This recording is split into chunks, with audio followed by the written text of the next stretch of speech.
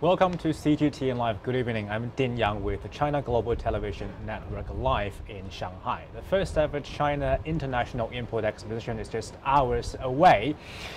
Hundreds of companies now will show up in the event where thousands of buyers are waiting. In the meantime, the entire world is watching.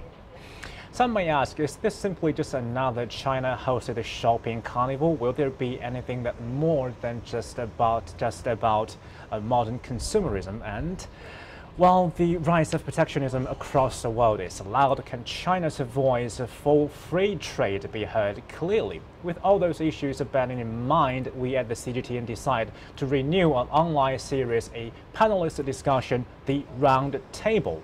Joining me in the studio will be guests that are closely watching the event, and they will share their insights with you during our discussion. And before we move on with tonight's show, I'd like to familiarize you with what is CIIE. And in the meantime, if you want to be part of this discussion, feel free to drop your thoughts on the comment section of whatever platform you're watching this on. Okay, let's first learn about something about CIIE. I'll see you in a minute. The first China International Import Expo will be held in Shanghai from November 5th to 10th. The Expo is part of China's continuing measures of opening up in support of free trade and economic globalization. The theme of this year's inaugural Expo is New Era, Shared Future. The Expo consists of the Country Pavilion, Enterprise and Business Exhibition, and the Hongqiao International Trade Forum. The Enterprise and Business Exhibition consists of 7 pavilions, including such sectors as smart equipment, consumer electronics and appliances, culture, as well as education.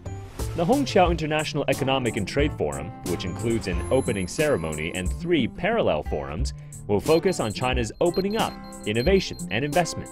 The Expo will also hold around 300 on-site supporting events. Companies from over 130 countries and regions will participate in the Expo, and 150,000 professional buyers are expected to attend. To our Shanghai studio, and now allow me to introduce the guests joining in the studio tonight to discuss things about the CIIE. And first, allow me to introduce Professor Zhang Haibing, Director of the Institute for World Economic Studies, Shanghai Institutes for International Studies. Welcome. Welcome, Professor. And sitting across to me is Han Peng, is a CGTN correspondent based in Shanghai, and he has been following CIIE for the past year. And I'd like to kick-start tonight's discussion with you. Why Shanghai? You mean why we set up this huge event in Shanghai?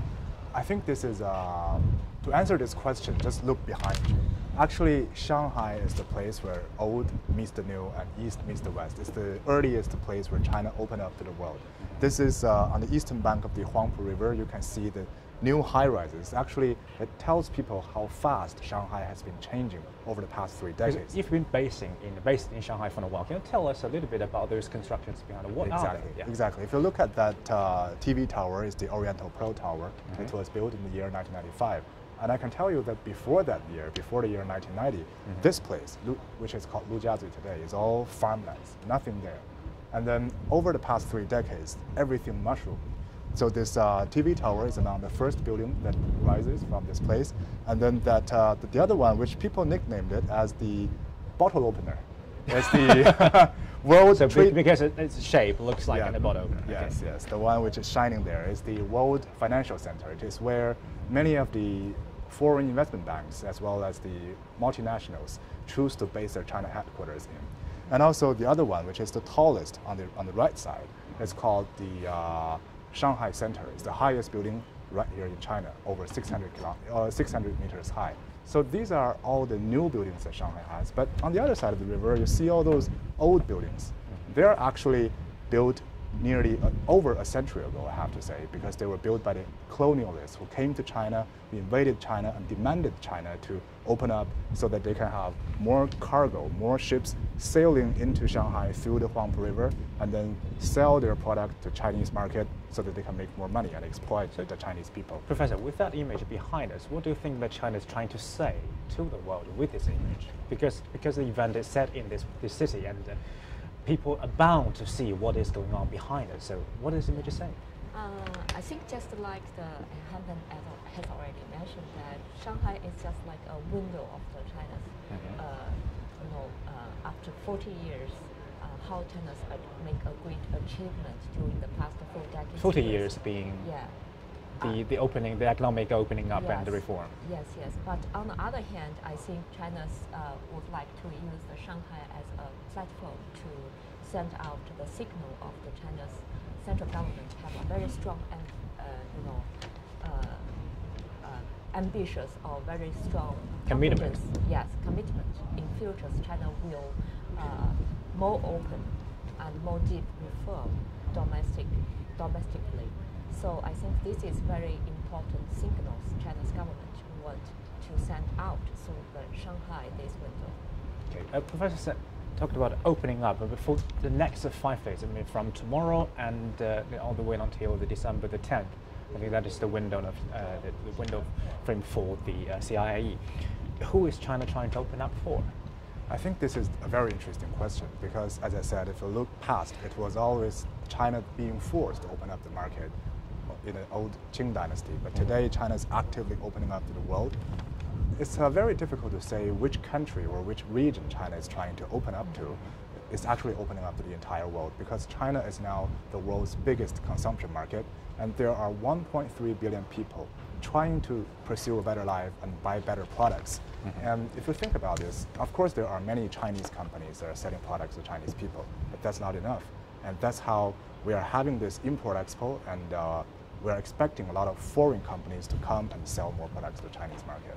I can offer some data for the viewers and interested. I mean, this is the first ever the International Import Exposition that is held in China. Actually, it's the first ever in the world.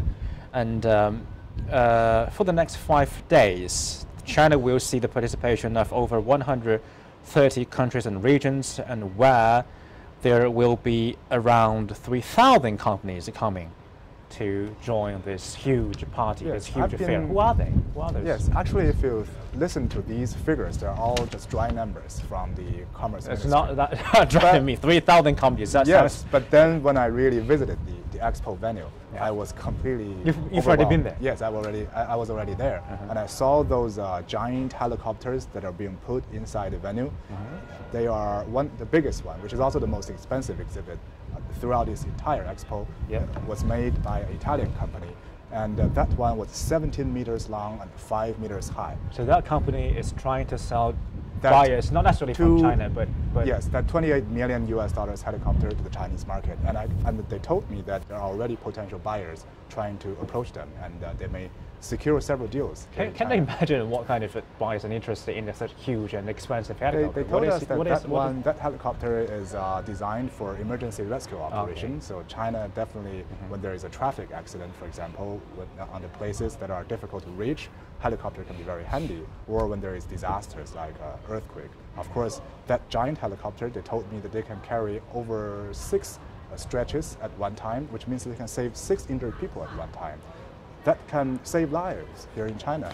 And of course, it's quite expensive, so it still depends on a lot of negotiation with the Chinese buyers here. But what I want to say is that that giant place is as tall as the avenue. The avenue, the exhibition area, is 8 meters high, and the entire place is 300,000 square meters. So if you just walk through those places and you stop by one booth for 1 minute, perhaps, I haven't counted, but I think you definitely need several weeks to completely finish everything. But Professor, is that what China needs? Helicopter, expensive stuff, expensive goods? Or is this whole event is about just buying things that maybe normally we wouldn't see in this country? Is that the purpose of this event? I think two of them is very important for China's side to consider about to have such a big, exploitation, such big events to attract more goods import to China. The first one is because China is now in a turning point from the export-oriented or export-driven. I mean the power, the engine yes, of China's economic growth. Yes. Now China is shifting its engine from, like you said, the export and investment driven yes. to the consumption driven. Yes, yes. So China want to import more good, high quality product to, to fit the local consumers' need. On the other hand, I think another very important point is to push the supply side structural reform. As we know that China is now in a very difficult situation because China's U.S. free trade friction. Friction is bring so many pressures on the China side. So China want to use such kind of platform to import more high technology product and use these new products to push the domestic company can be upgrade their to pressure them to invest more in R&D, research and development. Yes, right? yes. Actually, I have some numbers to offer on the China's foreign trade. Sorry, just I got a little bit clumsy because the wind along the bound of the Huangpu River, the wind blowing over, they might anytime they just might wipe all the paper off the table. So I need to use my phone just to keep them calm a little bit. And here's a number about China's foreign trade. I mean, China's goods trade rose 9.9% year on year to 22.28 trillion yuan, and that's 3.23 trillion US dollar. Because not everyone sitting watching this on their mobile phone or sitting in front of laptops is an economic scholar. So I may need to ask you, Professor, to explain a little bit. Yeah. How can imports power the importers' growth? I can tell you, several, points to explaining how important the import. As we know that at the beginning, China's adopt the open and reform policy. As you know, what China's have at that time, only very cheap labor. That's the only thing no China capital, could sell. We have no technology, so we open the door. We already said China use our market to exchange the capital and technology. But at that time, we import a lot of materials or needles, product, and that combined with local very cheap labor and made the clothes, shoes, and labor Other intensive consumer goods, product, and accumulate our capital, accumulate our technologies, capacity. 40 years past, China's entered a new stage. It means the import is much more important than before. Some scholars have do some research that import can be stimulate export.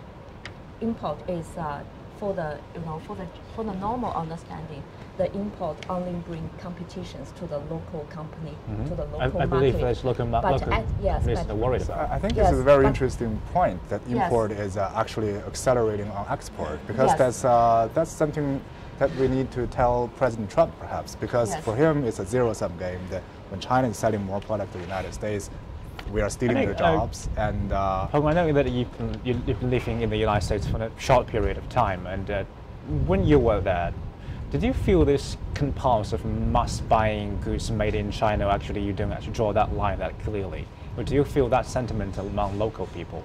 Don't American people have this issue with buying stuff made in outside America? Actually, I got to say that I only have limited access in the United States, because most of the cities I visited were like Washington, D.C. or New York. Those people are liberals or Democrats. They support the Democratic Party in the United States, and they don't really like Trump. But of course, they told me for that the balance of the report, I have to say that a lot of people do love Trump. That's what I say. That's what I say. I haven't been to the Midwest. I need to do more research to see why they're supporting Trump, what real concerns they really have, and whether Trump's policies can really solve their concerns. That's what I need to know. And another question that I want to ask you, and sorry for cutting in just now, was that why do you say that import can actually accelerate or encourage export here in China or in any country in an economic way of understanding it? Several reasons, The first one is I have already mentioned before, when you import more, it means that your market is becoming more meaningful for the global value chains, to the global industry chains. Another point is when you import more, at the beginning, maybe they only export the product to the China. Yeah. But time buys, maybe they could choice to made it in China. So first, they need to find by exporting stuff to China, to the local market. They may, in the meantime, found the local needs, and the more needs, then later they can just produce more things and to meet that needs, or maybe they can just move production or the manufacture all the way to China. Is that what you mean? Yes, and also, for example, when you import some middle 中间品 middle product. You mean the unfinished product? Unfinished product. So they can be assembled here, in China. Yes, it's not only means very simply. So it's not just a buying and a selling, but actually a lot of complicated the procedure in between. Yes. Okay, actually, my next question is because China is also very determined to self-reliance in its economic development. Do you think that China's the authorities can square that policy with imports more? If China wants to be more reliant on itself to develop its economy, then what is the point of importing more? I think why the China's to show China's want to import more. I think the first one is when China's when the President Xi announced the China's One Belt One Road initiative in the 5 years ago, a lot of international observations and scholars very skeptical about what's intention behind this initiative, and some very negative comments is China's export our overcapacity along the Belt and Road. So the China's want to show the world China is not only to sell our product to our partners, we also open our market to our partner to share the China's market benefit. So this is our basic considerations to establish that kind of expectations. On the other hand, I think the Belt and Road Initiative emphasized the infrastructure connectivities, but finally it's linked people to people. But how to link people to people? I think the product and exhibitions can be bridge the people to people together. This is very important points for this exhibition. And also at these exhibitions, we established an international trade where people can meet.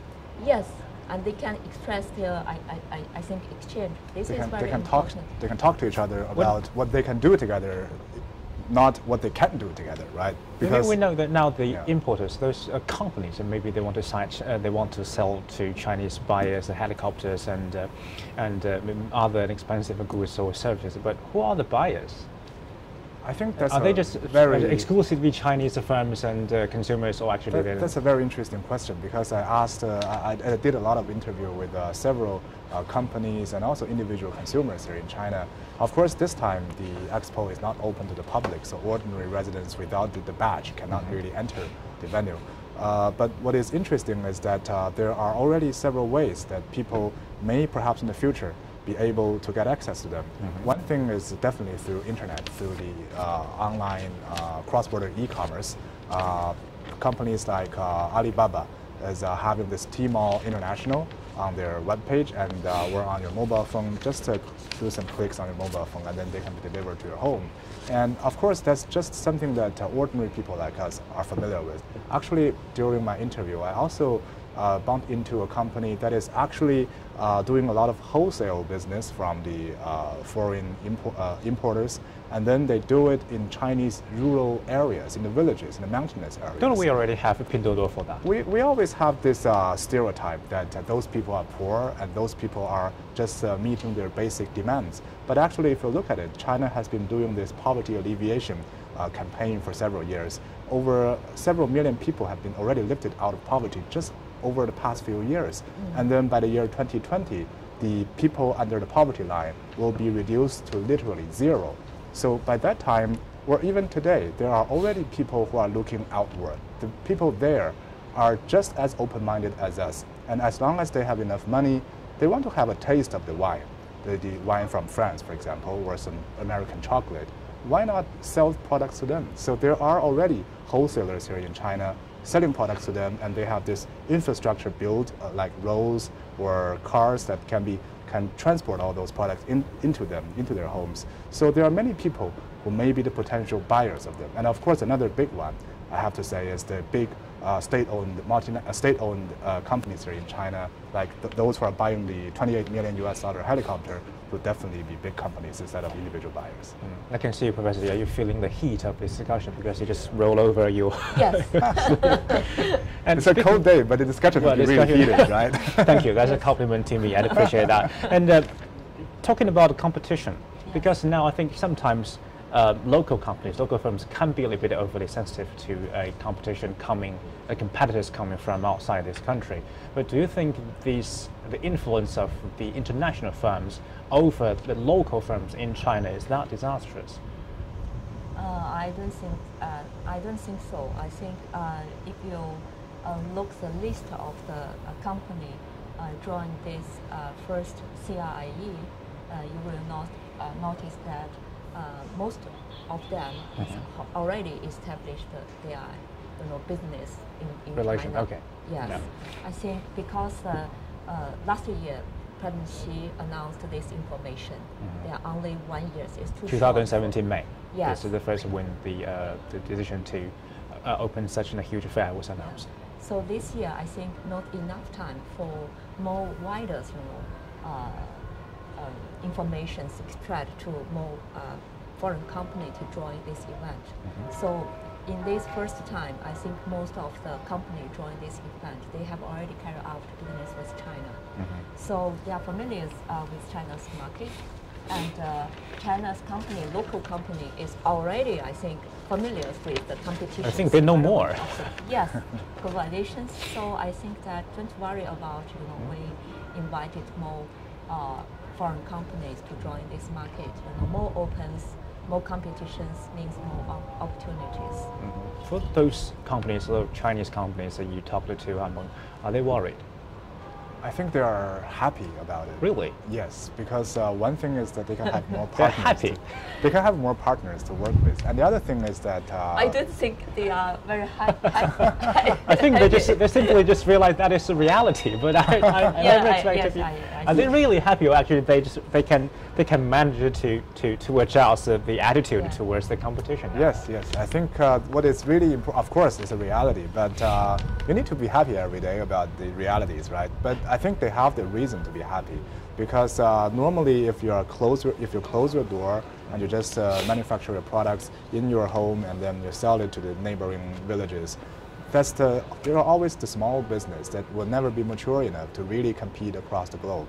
But when you have the global competition happening right at your doorstep, you have the pressure and you have a reason to tell the people, to tell your employees to innovate and to work harder so that you can keep your salary going every day. So that is why they have more reasons to upgrade their manufacturing ability and upgrade their innovation, so that in the future they will have the ability to compete with the giant multinationals coming from outside. So, and also in the future, if they are strong enough, they're able to go abroad and make more money. And that is a strong sentiment that I feel here. So what is different from some Western countries is the confidence that the Chinese entrepreneurs have here. Sometimes they may complain about some policies or some competitions, but ultimately, deep in their heart, is always the confidence that they know that they succeeded over the past 4 decades after reform and opening up, and they will succeed in the future. I hope those companies are very happy to hear what you just said about them. But that's what they told us. Okay, 30 minutes into the show, I'd like to remind the viewers just to tune into this platform. This is CGTN Live in Shanghai, the host city for the upcoming event. It's called the China International Import Exposition, and I'm Din Yang, and I'm with the guests talking about the event and its influence in the future. And if you just tuned in, that means that you've already found CGTN on our social media platform, so you can drop your thoughts in the comment section of those platforms, and my editor will bring your comments and pass on the comments to me so that we can discuss the points you raise up during the show. And then my next question is for the professor, because we keep talking about the Chinese President Xi Jinping, and he is expected to deliver the speech tomorrow. What are you expecting from the speech? I think last year when he joined the Davos, World Economic Forum in Switzerland. Yes, and he announced that China prefers to establish a more open world economies. So in this year in Shanghai, I hope President Xi can be released more concrete measures what China can establish such kind of open world economies and global economy. Actually, I mean to ask you about this, because you must have interviewed a lot of companies from outside China, and they must have shared the sometimes concerns with you. From your interview with them, what do those foreign companies expecting or want from China? Of course, the biggest thing that they really want is the market, is the customer base. That there are 1.3 billion people potentially would buy their product. And another thing that they keep yelling at against China is about the level playing field. Sometimes they would complain that there might be some measures that's being taken by the Chinese government that are, for them, not fair enough for their competition. But of course, everyone has different opinion.